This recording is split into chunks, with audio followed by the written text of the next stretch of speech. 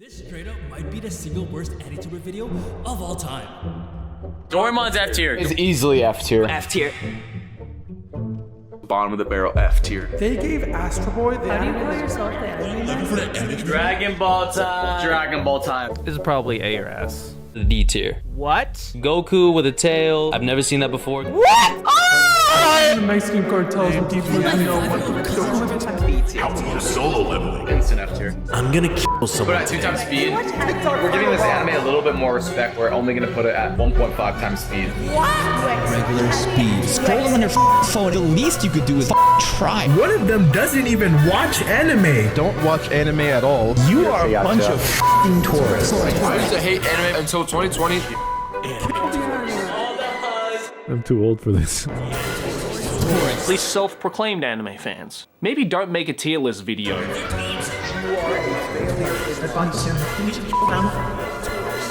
If I ever catch one of you in public, you might get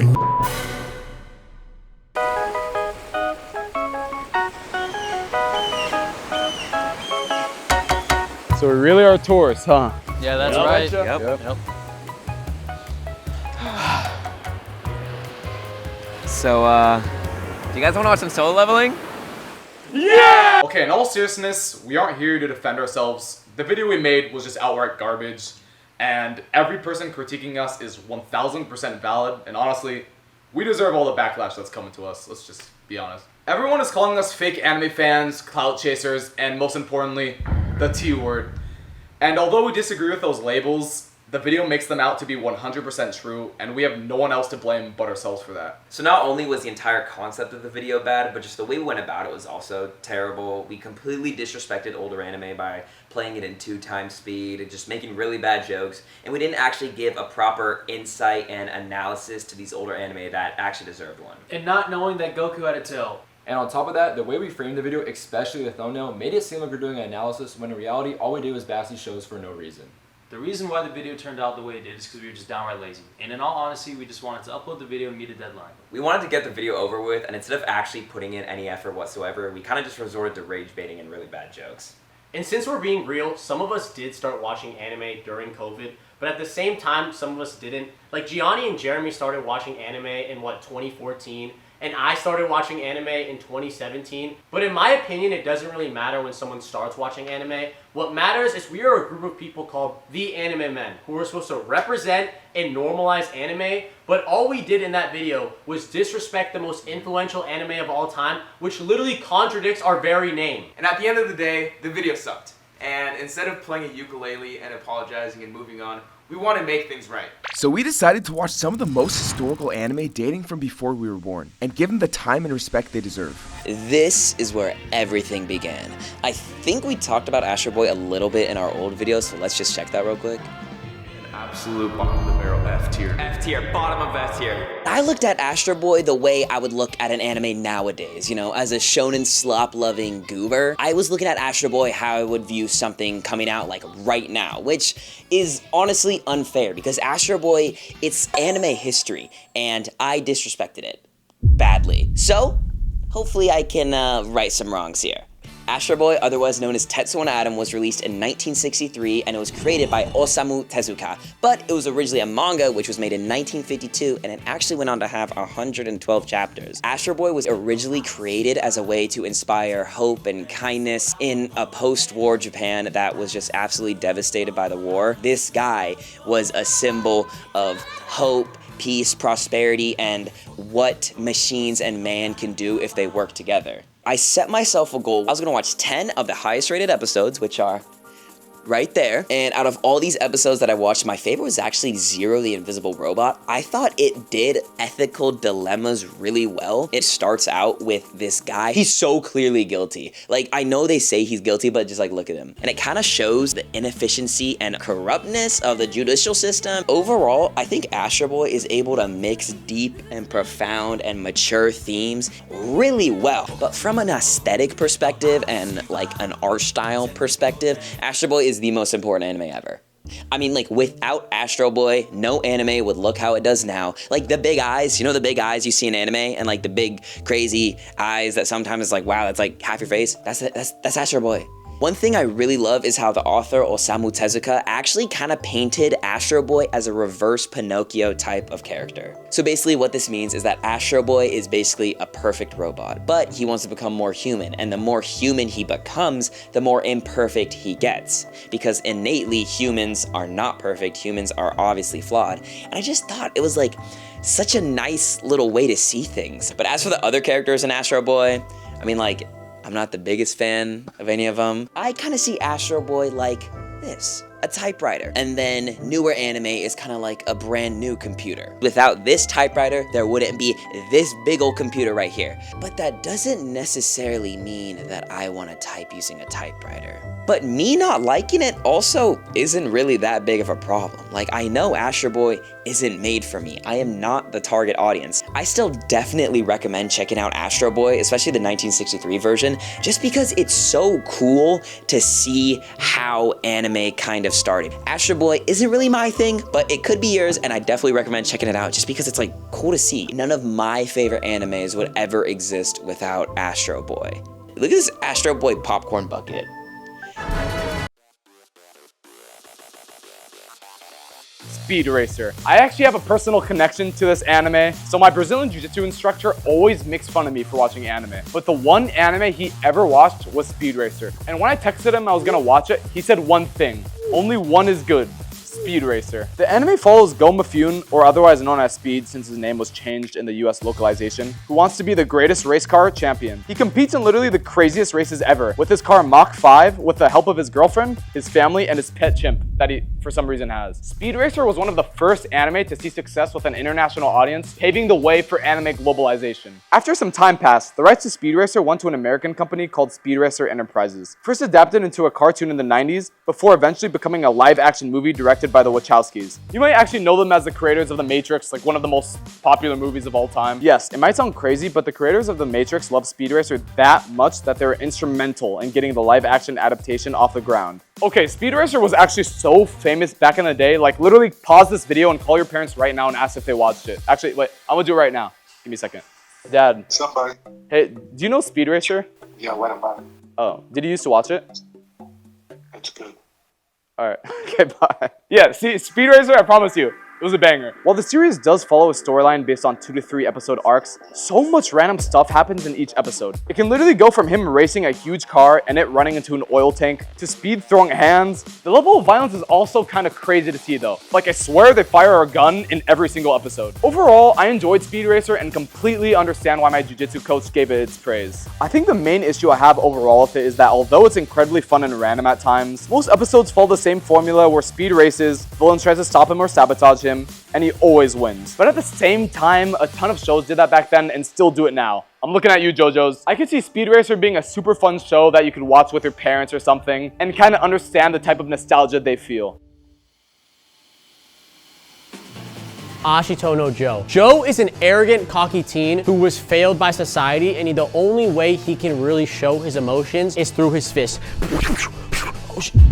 Meets his coach. The coach is like, I see something in him. He has hunger in his eyes. And Joe slacks off on his training, continues to scam the Yakuza, and eventually scams Yoko. He fights everyone in jail, but then he meets his main rival, Rikishi. Joe gets one punch into the face. He comes back up, and I think that's supposed to be like the message, like no matter how much society puts you down, you always gotta get back up, but it also can be self-destructing. Joe leaves the jail, and now his entire purpose is becoming a professional boxer. Ashita No Joe shows off grief, PTSD, and it actually shows death. In the manga, he ends up fighting this guy called Jose. We're seeing Joe sacrifice his literal years of his life. His entire purpose, it's a 15-round fight, a slaughter fest of Joe saying, no matter what you do not throw the towel. It was so goddamn peak that I instantly put it in my top 15, top 20 all time. Ashita No Joe became a cultural phenomenon, and I'm telling a mega cultural phenomenon. It ended up selling over 20 million copies. If you've watched anime, you have seen an Ashita No Joe reference whether you like it or not. In an interview with New Type Shonen, I grew up on 70s shonen manga like Ashita No Joe, you see. I think I have a thing for the straightforward, honest, and hot-blooded passion in shonen stories. Please, I beg everyone watch this. And please DM me and we can talk about how much we love Ashita No Joe. Because I love this man. I f***ing love it. All the other anime, man. And watch Ashita No Joe. Mazinger Z, considered to be one of the most important and influential mecha anime ever created. Many popular anime actually credit Mazinger Z as inspiration for their series. One of the most notable of these is Neon Genesis Evangelion. The creator of Evangelion, Hideaki Anno, states in an interview, "Actually, I only thought of renewing the genre. At its core, it's still Mazinger Z. I thought to myself how Mazinger Z would be if it was created today, with stuff like training the pilots in laboratories. However, this was quickly derailed." Hideaki Anno, the creator of Evangelion, goes on to state that while the rough draft of EVA was more comparable to Devilman, which is an anime series that was animated in 1972, the initial plot of Evangelion was actually more similar to Mazinger Z. When he mentions pilots, it's important to note that Mazinger Z is considered the first anime to have a mech piloted by a human on the inside, something that has become extremely common and even might even be the standard now. As for the actual anime, it's all around good. I think the first couple episodes do a great job at establishing the base stories along with its villains and characters and all their causes. My favorite anime of all time is Gurren Lagann, and watching Mazinger Z has made me realize how far mech animation has come. Mazinger Z is primarily an episodic series, so compared to a full-base story anime, you don't get to see as much development. So while watching, I had the mindset of enjoying it as if I was watching a morning cartoon, rather than something like One Piece or something. So all in all, if any of you guys are into mech, I would recommend giving Mazinger Z a shot.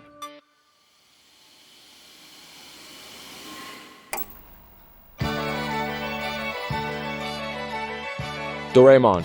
A hood classic, a childhood favorite. I've met many people in my life who grew up watching this, glazing it over and over again. They all told me, you should have been there. You should have watched it as a grown up. Everyone watched it growing up. And I never heard of it when I was a kid, sadly. I mean, I was watching like SpongeBob and stuff. But now it is my time to right those wrongs and finally see what the hype was about. See what Doraemon was about. I've seen it. It's a national treasure. But to start off, I'm going to be honest with you guys. I did not finish Doraemon. I mean, it's going to take me forever to finish that show. It has like over 500 episodes. It's been going on since the 60s. It is an OG show. It's also an episodic show, so the storyline it's not very linear. It's set in the 22nd century, and Doraemon is actually sent from the future from his great-grandson. His great-grandson's name is Suishi, and he comes back from the future to give Doraemon back to our main character, Nobita. And essentially, Doraemon's whole goal is that apparently in the future, like his lineage is absolutely cooked. So Doraemon is there to make sure that his lineage isn't cooked, to help Nobita throughout his life so that his family can eat good and make sure they're set up for life. And the way that he helps Nobita out is gadgets. This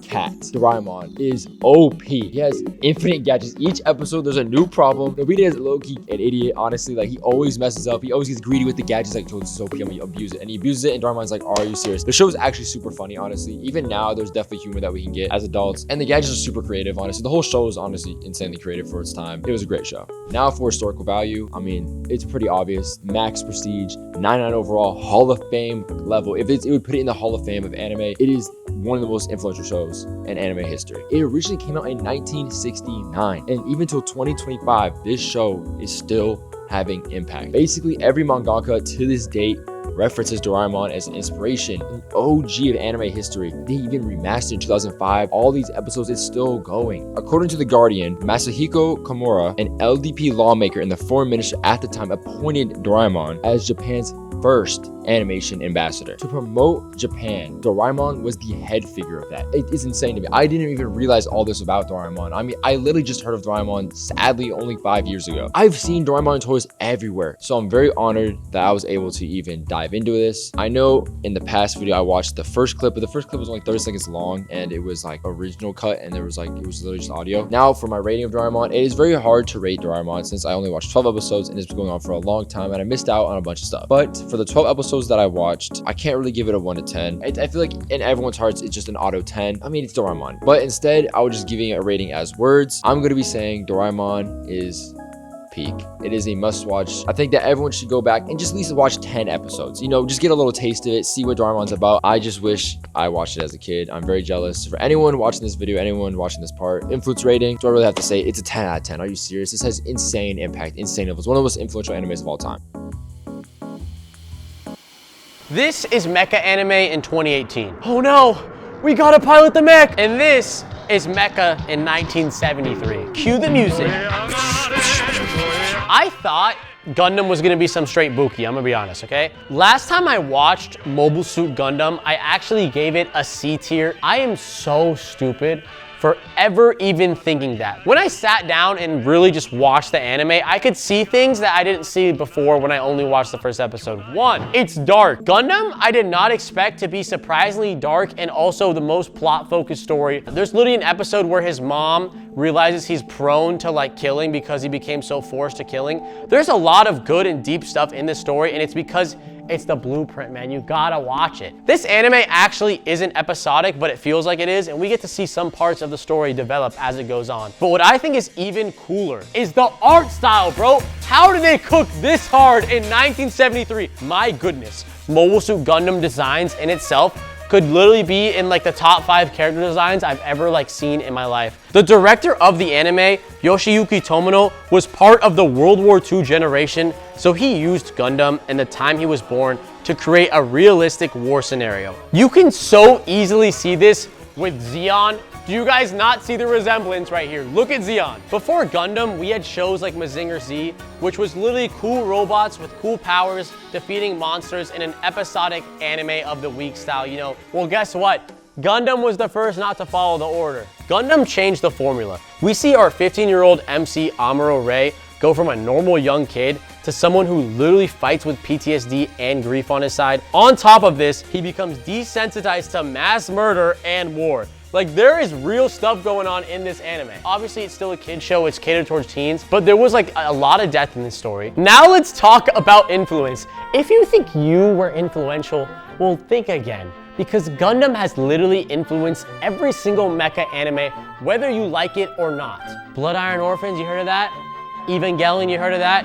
Gurren Lagann, you heard of that? 86, you heard of that? You know what's crazy too? You would think this anime is probably one of the most popular anime of all time. Well, you're wrong. Actually, the only reason you like Gundam right now is because of Bandai Namco and the amount of Gunplas that were sold. They cultivated an entire audience who loved the model kits, which helped keep the franchise alive. The merchandise aspect of Gundam is the reason the fandom has lasted for 40 years and become one of the most successful franchises of all time. Without merchandise sales as the backbone of the series, we may never have gotten the multi-billion-dollar enterprise we have today, and we need to thank Gundam 0079 or the original Mobile Suit Gundam for that. So if there's anyone who says you should not watch Gundam or that Gundam was not important, just literally for 1 second, just talk to them and slap them in the face because they have no idea how popular the series is, how influential the series is, and how much money the Gunplas in the series has made.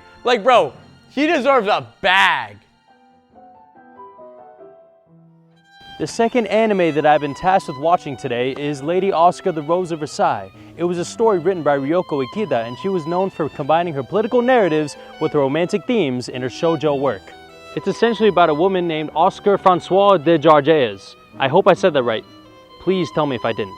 But it's essentially about a woman who grew up as a man. And this all happened because her father, who happened to be the general of the Royal Guard, decided he wanted his son to follow in his footsteps. But unfortunately for him, he already had 4 daughters, and when he had his 5th, turned out to be another girl, so he decided to raise her as a man. It's also important to know that because she grew up as a man, she was constantly ignoring her feminine qualities. She then went on to serve Marie Antoinette before her eventual ruling as queen. Besides Marie Antoinette, historical figures such as King Louis XVI, Maximilien Robespierre, and General Zarzé are woven into the story alongside original characters. Now this anime is intriguing because it painted an ugly picture showcasing how the poor people lived compared to the people within Versailles, who lived a fat life filled with luxury and had such trivial issues. I can easily see how influential this story is, not because it's gripping, but because of how it shaped shoujo itself. And I'll read a quote. If the emphasis on familial love and parental attachment seems unusual, it is important to remember that the imbrication of familial love and romantic love is a common trope in shoujo manga, especially in the 1970s as the genre is transitioning away from narratives aimed at younger readers. Ikeda paved the way for the medium, including serious historical and political themes, including class conflict, ethics of revolution, and court issues. Because of how personal these relationships feel, it gives the story the freedom it needs in order for you to care about politics. And when it comes to gender, the story will 100% push the boundaries of what's defined normal when it comes to the role of a woman. Lady Oscar is a character written with power and authority. She's constantly at a discourse when it comes to her own identity and her own expectations. The Rose of Versailles proved that shoujo can be about women and talk politics or revolution at the same time. Now, as you guys can see, that this anime or story is probably one of the most influential shoujo works of all time, and in general, one of the most influential anime of all time. Now, personally, I really enjoyed this anime and I would recommend it to anyone wanting to give it a watch. Urusei Yatsura. Where do I begin? Basically, the show starts off with an alien invasion on Earth, which can only be stopped if the main character, Ataru, wins a game of tag against Lum, an alien, which she does, but I don't think I can show that scene on YouTube. The thing is, his girlfriend promises to marry him if he ends up winning, which is misunderstood by Lum, who is actually the one who ends up marrying Ataru. But from that point on, it feels kind of episodic. I say this because a lot of the episodes revolve around Ataru messing things up, and Lum comes in and eventually fixes it, which causes some divide between the two, which is ultimately fixed by the end of the episode. 1 minute things are totally fine, and then the next Ataru is getting chased by Lum's ex-husband who turns into like a big gorilla thing. It's actual chaos most of the time, and it's completely unpredictable what happens next. But that also makes it really interesting and fun to watch. I see a lot of similarities with this anime and more recent animes, mostly when it comes to character writing. The main character Ataru closely resembles those characters that are lazy, low-life, and even slightly perverted. Those characters that you see in a lot of recent animes. Maybe even early parts of Naruto, some characters from One Piece, ReZero, Rent-a-Girlfriend, those types of animes. But it is a big reason why we see a lot of anime mirror this type of style nowadays. I think arguably the biggest contribution that Urusei Yatsura has made to anime overall is creating the waifu concept. Everyone knows what that is, and it has become a huge cornerstone to anime in general. Lum, one of the main characters in this anime, is considered the first waifu of all time. Pioneering this concept that has become so common that virtually every anime uses it is actually crazy. And not only that, she is considered the first tsundere, something that's become a very common personality type across pretty much every anime. Urusei Yatsura was actually the author's first commercially successful story, which made it a stepping stone for her other works. And not only that, a lot of people attribute anime work straight to Urusei Yatsura. Notably, the creator of Evangelion, as well as Studio Gainax, who contribute some of the studio's creation to Urusei Yatsura. I mean, just based on the waifu fact alone, Urusei Yatsura is one of the most influential anime of all time, and I would highly recommend watching it.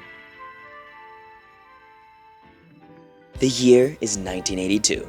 Michael Jackson just dropped Thriller. The Epcot ball was finished, but most importantly, Macross came out. And no, it's not this Macross or that one. How many Macrosses are there? Okay, it's the Super Dimension Fortress Macross. But first, maybe a little context on how Macross came to be. Studio Nue was a design group that consisted of these guys, who worked along Artland to make Macross. And Shoji Kawamori is basically the godfather of Macross because his involvement in the series has literally spanned decades. If you want to find out more in depth about how Macross was actually made, I definitely suggest checking out this video. It's like super informative and it's really good. Now I know what you guys might be wondering. Oh, Sam, what happens in Macross?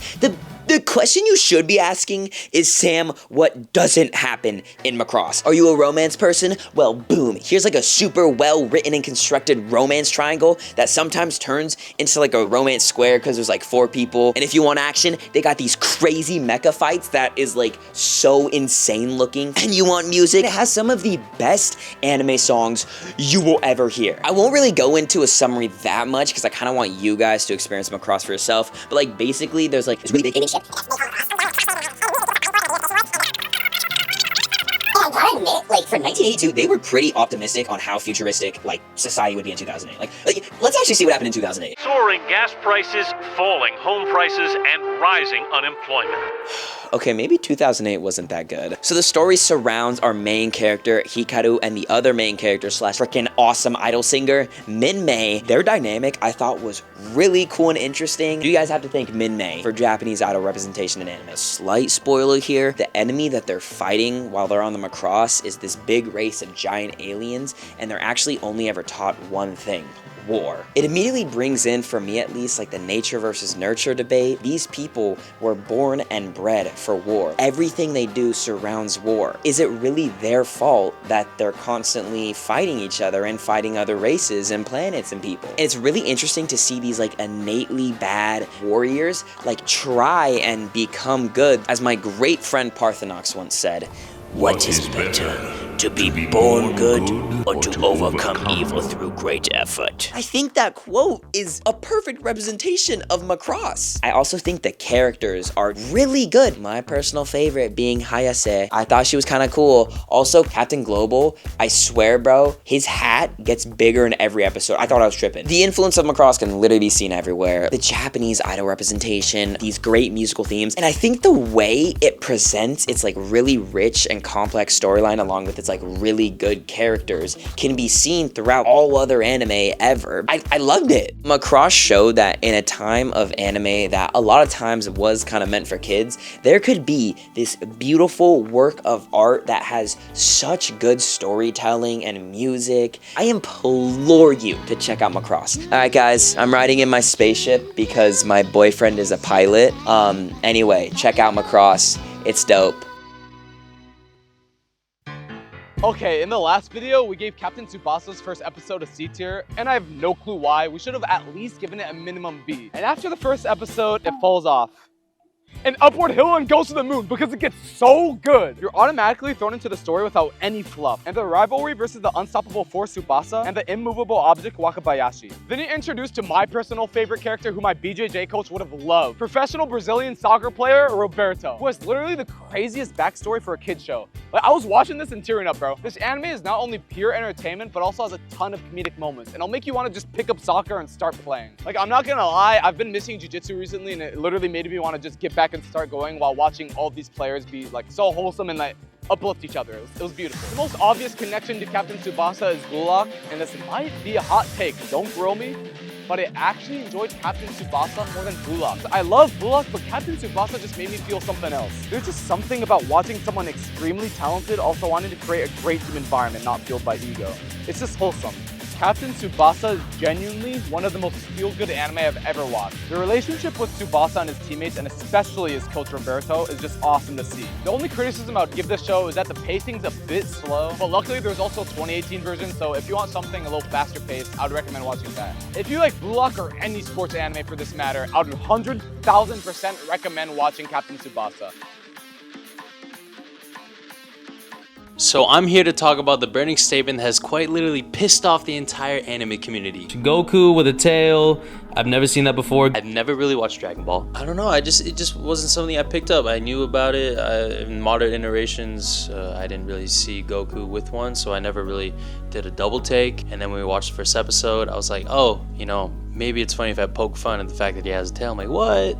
No way he has one. So what's even worse, I'm Hispanic, so that's half my family that has banished me from ever setting foot in Mexico ever again. And I know how prevalent Dragon Ball Z is to like the Hispanic community, and I have basically disappointed every single one of them. And I am here to say I have failed as an anime fan, and I want to fix that. Essentially, Dragon Ball is about a kid named Son Goku who finds a girl named Bulma, then they go look for Dragon Balls, and they get stronger, then they get into tournaments, and then they fight, and then they look for the Dragon Balls again, because after summoning the dragon, you get one wish, and then they scatter all over the world, and that's all I'm gonna say. I'm gonna talk about why Dragon Ball is probably one of the most important fictional stories of all time. So Toriyama found inspiration from Disney and Osamu Tezuka, who was the creator of Astro Boy, but essentially he watched 101 Dalmatians and Astro Boy, and he got inspired from both those two and created his first story called Dr. Slump.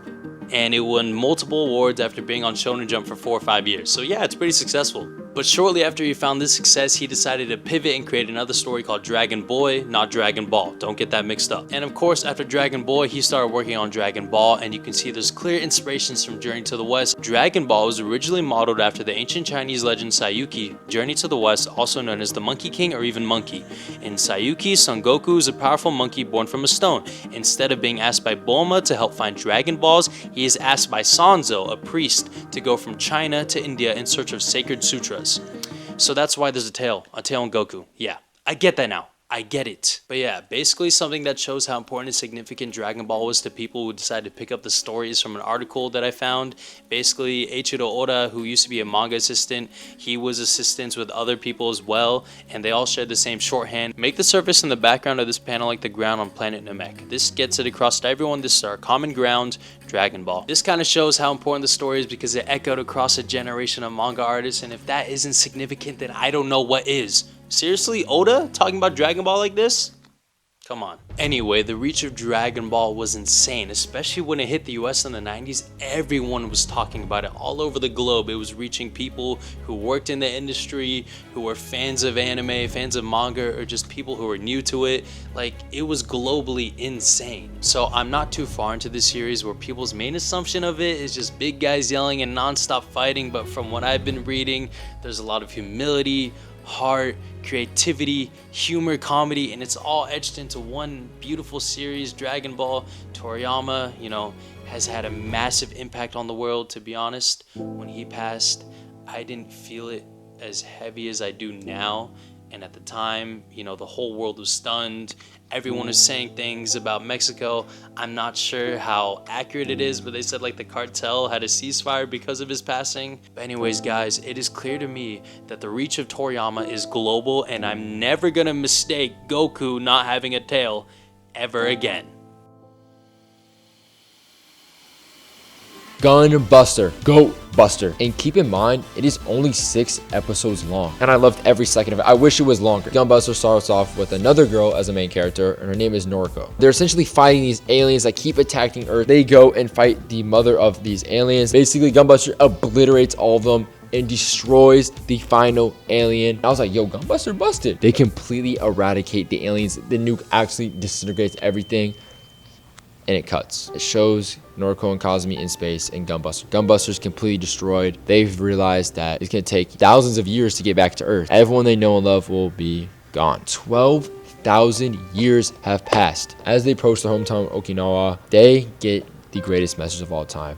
The lights turn on in the city in kanji, basically translating to welcome home. Gunbuster was also the debut of Evangelion director, which is kind of crazy. That was his first gateway basically into anime, his first hit. As we know, Evangelion inspired so many anime. It inspires anime to this day, has one of the greatest stories of all time. Also, Gurren Lagann, the mech is completely from Gunbuster. That without Gunbuster, Evangelion would have been made. If Evangelion never made, all these other animes would have been made. But we're starting to see more stuff inspired by Gunbuster in these recent years, and I'm excited to see how many more shows pull from Gunbuster. I want to give Gunbuster a 10 in my heart. It's very hard to rate since only 6 episodes. I really wish it was like 12 episodes. That's all I'm asking for, 12 episodes. It's okay in my top 10. I'm not gonna lie, it's in my top 10. Please watch Gunbuster.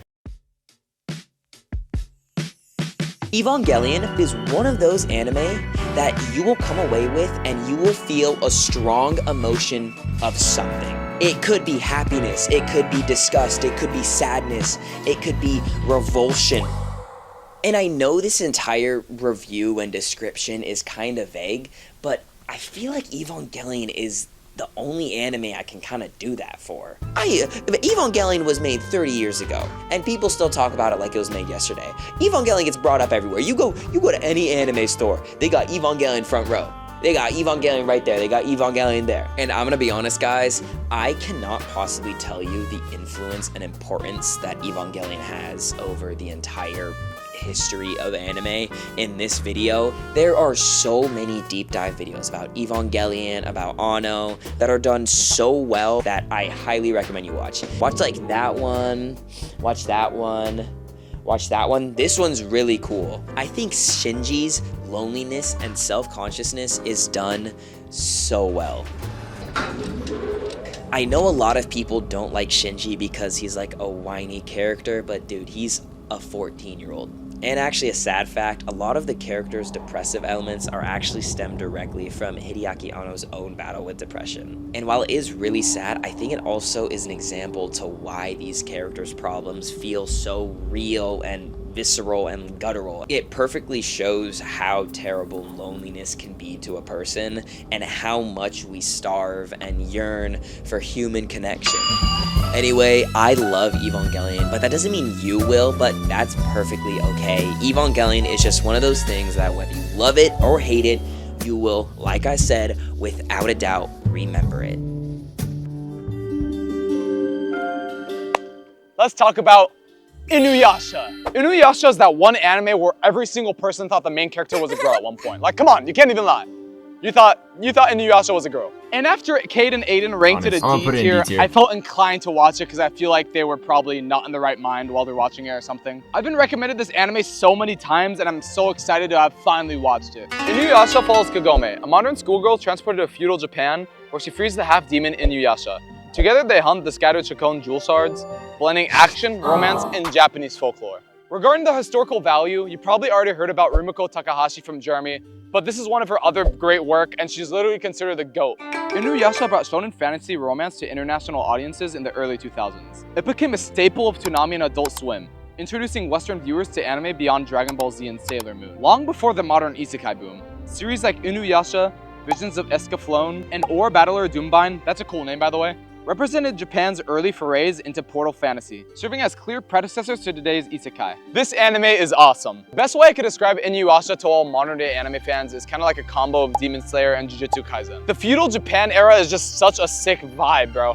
One of Inuyasha's strongest points is definitely the character designs. Like in a lot of anime, the cool designs will be reserved for like the villains and main characters, but in Inuyasha, every single person has cool designs, especially the demons. Like this one frog dude, or my personal favorite, the Thunder Brother Monten, because I relate to him since he's also suffering from male pattern baldness. Basically, there's no bland characters, and this show gets dark. There's this one episode where this mom's kid literally burns to death and haunts her. That's kind of crazy. Overall, I have absolutely zero bad things to say about Inuyasha. It just blends shonen elements combined with rom-com so well, and it kind of reminds me of Dandadan. If you love Dandadan, Demon Slayer, Jujutsu Kaisen, or just anime in general, you need to check out Inuyasha. Well, there it is. We reviewed anime like we should have in the first place, but before we wrap things up, there's one more thing we wanted to touch on. There's this comment from the last video that actually hit really hard, and it not only perfectly deconstructed what we did wrong in that video, but it also just... Here, let me just read it out. Have you even encountered an anime that changed your worldview? A new series that speaks to you? A character you resonate with? A scene you cried about?